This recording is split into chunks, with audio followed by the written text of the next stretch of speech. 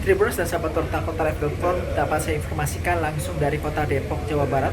Rektor Universitas Indonesia Heri Hermansyah melepas tim tanggap darurat bencana UI Peduli ke wilayah terdampak bencana banjir bandang, tepatnya di wilayah Aceh, Sumatera Barat, dan Sumatera Utara, di mana pelepasan tersebut dilakukan di UI Kampus Depok pada Jumat pagi. Dalam proses pelepasan, Rektor UI Heri Hermansyah menjelaskan bahwasanya tim UI Peduli yang dikirim ke lokasi bencana merupakan gelombang kedua, di mana gelombang pertama sendiri fokus pada pendistribusian bantuan logistik kepada para korban yang terdampak. Sedangkan pada gelombang kedua ini memang yang dikirim ke lokasi yakni para guru besar dan tim ahli, di mana tim ahli dan guru besar ini memang berasal dari lintas fakultas, misalnya dari Fakultas Teknik, Fakultas Kedokteran, dan Fakultas Kesehatan Masyarakat. Mereka bahkan dari Fakultas Teknik dan Kedokteran nantinya ada proses pemulihan kembali RSUD yang ada di Aceh, di mana kehadiran mereka diharapkan mempercepat pemulihan lokasi pasca bencana. Selain itu juga terdapat dari fakultas lainnya yang bekerja ataupun yang dapat membantu pemulihan dalam berbagai aspek di lokasi bencana. Demikian bisa saya sampaikan langsung dari Kota Depok, Jawa Barat. Izin Prof, terkait pelepasan tim UI Peduli ke lokasi bencana, misi utama dari mereka. Ya. Perguruan tinggi memiliki tridharma perguruan tinggi, diantaranya yaitu pendidikan, riset inovasi, dan pengabdian masyarakat. Sebagai fungsi dari pengabdian masyarakat, tentunya UI perlu hadir di masyarakat, ya, mengaplikasikan berbagai keahlian dan expertise-nya untuk pembangunan dan solusi di masyarakat. Dan kita memiliki Direktorat Pengabdian Masyarakat dan Inovasi Sosial yang dipimpin oleh Dr. Luh Saraswati, dan salah satu dari aktivitasnya adalah aktivitas UI Peduli. Nah, kebetulan saat ini kita menyaksikan bahwa terjadi bencana, ya, hujan, banjir, dan longsor. Nah, di sini UI Peduli melakukan kegiatan dan aktivitas UI Peduli respon bencana. Dan ini bukan baru pertama kali, ya. Sudah belasan tahun UI melaksanakan program UI Peduli respon bencana ini.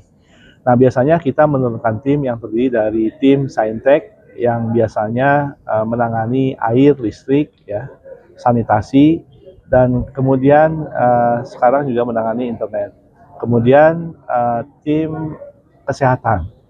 Nah, tim kesehatan ini biasanya melakukan pelayanan medis, ya, set up posko untuk melayani kesehatan dan pelayanan medis untuk masyarakat yang terdampak bencana. Bahkan kali ini juga melakukan aktivasi kembali rumah sakit yang terdampak sehingga bisa beraktivitas kembali semula. Kemudian tim sosial humaniora. Nah, biasanya di sini tim ini melakukan aktivitas yang terkait dengan trauma healing, pendidikan, sosial, dan budaya. Nah, aktivitas-aktivitas yang biasa dilakukan UI Peduli ini tentunya akan sangat bermanfaat apabila kemudian turun langsung di lapangan membantu masyarakat terdampak, baik di bidang kesehatan, pelayanan medis, ya, trauma healing, pendidikan, maupun tadi aktivitas-aktivitas untuk infrastruktur, listrik, air, sanitasi, dan juga internet. Nah, ini adalah kita menyebutnya tim yang akan dikirim di gelombang kedua. Gelombang pertama sudah dilakukan pada saat terjadi bencana dan tim UI Peduli langsung turun di lapangan saat itu di Medan, ya, yang dipimpin langsung oleh Dr. Luh Saraswati, ya, Direktur Pengabdian Masyarakat dan Inovasi Sosial sekaligus Ketua Program UI Peduli Respon Bencana. Dan kemudian beliau sudah kembali melihat situasi dan kemudian kita UI dan seluruh stakeholdernya yaitu Ketua Iluni Fakultas, ya, mahasiswa. Nah, kita akan turun kembali ke lapangan dengan skala yang lebih besar dan sebagian sudah mulai ke lapangan, ya, dari Iluni Fakultas. Misal tadi kita mendengar bahwa tim Iluni dari FKUI sudah mulai men-set up rumah sakit, ya, mengaktifkan kembali dan nanti akan turun di Aceh, ya, di Aceh, kemudian Aceh Tamiang, ya, dan kemudian juga akan mulai melihat kemungkinan untuk turun ke Gayo juga. Seperti Kalau itu. total peserta Prof yang berpartisipasi? Nah, total peserta ini di sini ada hadir perwakilannya sekitar 30 orang, ya. Tetapi nanti yang akan terlibat, apalagi melibatkan Iluni Fakultas, nanti bisa ratusan orang yang akan terlibat turun di lokasi-lokasi, tetapi bergelombang, ya, bergelombang. Nah, sekarang gelombang kedua, nanti akan ada gelombang ketiga. Kita lihat juga bagaimana progres apa yang kita bisa bantu di lapangan, khususnya yang sesuai dengan keahlian kita.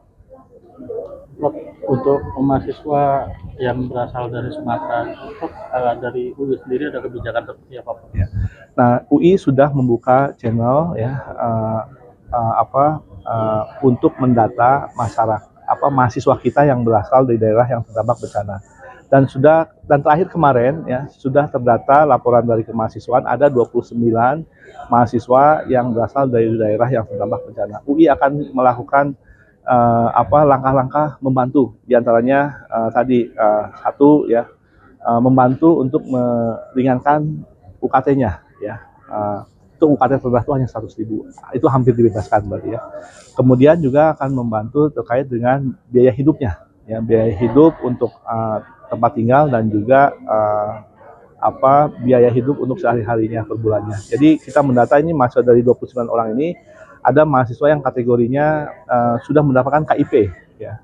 KIP ini dia mendapatkan bulanan 1,2 juta rupiah, ya. Nah, nanti kita akan bantu mungkin sampai top up ke arah 3 juta. Dan kemudian mahasiswa yang tidak punya beasiswa, nah ini akan kita bantu penuh, ya. Jadi ada yang kita bantu parsial apabila mereka sudah memiliki beasiswa, ada yang akan kita bantu penuh apabila mereka tidak memiliki beasiswa sebelumnya.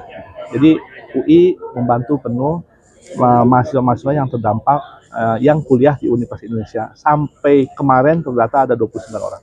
Itu parameternya apa, Prof, yang mendapatkan bantuan? Apakah dari keluarga yang meninggal atau terdampak aja? Ya, jadi ini berdasarkan laporan dari kemahasiswaan UI, ya, ini ada keluarga-keluarga yang kemudian terdampak, khususnya mereka sendiri kesulitan untuk memenuhi kehidupan sehari-hari di masa bencana ini.